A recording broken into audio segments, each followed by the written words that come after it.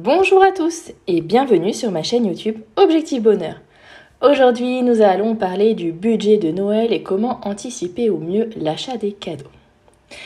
Premier conseil, ça va être d'anticiper en créant une enveloppe. Finalement, dès le début de l'année, moi je commence, je mets 10 euros ou 20 euros dans une enveloppe en fonction des mois où je peux et comment je peux. Et du coup, normalement, arrivé au mois de décembre, j'ai environ entre 100 et 200 euros dans cette enveloppe. Et déjà, avec cette somme, on peut faire quand même quelques petits cadeaux. Deuxième astuce aussi que j'ai, c'est que juste avant Noël, donc là j'ai déjà commencé, je fais le tri dans les jouets de mes enfants. Et ces jouets, je vais les vendre quand ils sont en bon état. Quand ils sont en état moyen, mais qu'on peut toujours utiliser, je les donne à des associations. Et quand ils sont en mauvais état, je les mets à la déchetterie. Mais du coup, ceux que j'arrive à vendre, en fait, ça va venir gonfler ma cagnotte. Et souvent, là aussi, j'arrive à dégager une centaine d'euros environ. Donc, au total, en général, dans mon enveloppe que je constitue tout au long de l'année, j'arrive à environ 200 euros, 300 euros selon les années.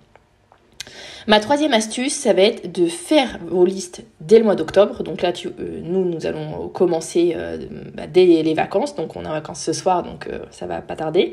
Et à l'inverse, on demande les listes aux personnes de nos familles dès maintenant. Ça nous permet déjà d'une de pouvoir anticiper quelques cadeaux sur le mois d'octobre, au mois de novembre et quelques-uns au mois de décembre. Comme ça, on répartit les achats. Ensuite, la quatrième astuce que j'ai, c'est de définir un budget par enfant ou par personne. Alors, pour tout ce qui est enfant de la famille, en général, le budget, c'est 30 euros par enfant. Donc, 30 euros par enfant, en général, ça correspond à un jouet ou à un jeu de société. Donc, ce qui est amplement suffisant, il faut bien se le dire. Aujourd'hui, on est dans une société de consommation et on a tendance à toujours acheter plus.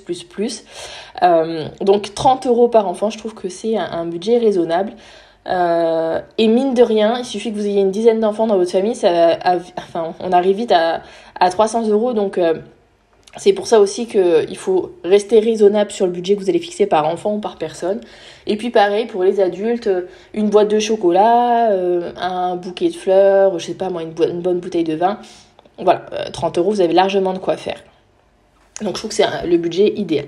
Mais je suis preneuse en commentaire que vous me disiez justement, vous, c'est quoi le budget que vous attribuez par personne, par enfant. Après, pour mes enfants, on est entre 50 et 100 euros maximum. Pareil, j'évite d'avoir beaucoup de cadeaux. J'ai fait beaucoup de progrès par rapport à ça, parce que les premières années où j'étais pas du tout minimaliste, pour moi Noël c'était vraiment plus il y avait de cadeaux sous le sapin, plus ça voulait dire qu'on passera un bon Noël, alors qu'au final pas du tout. Mais du coup je sais pas, je pouvais être à peut-être 10 ou 15 cadeaux. Aujourd'hui je pense que je suis à 5 maxi. Et en général j'ai un cadeau un peu plus gros et puis après ça peut être un album à colorier, enfin voilà, des petites babioles autour. Donc du coup en termes de budget en général, ouais, c'est ça, 50 à 100 euros maximum. Après ça dépend de l'enfant, quoi. S'il veut un Playmobil, les Playmobil ça chiffre vite. Mais par contre je n'achète pas 10 Playmobil différents. Et si je peux, du coup, et ça c'est le point d'après, c'est j'essaye d'acheter d'occasion quand c'est possible. Après il y a des fois c'est pas possible et c'est comme ça.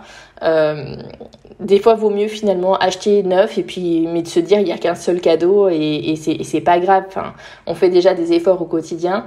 Ne culpabilisez pas d'acheter neuf pour Noël ou pour des anniversaires.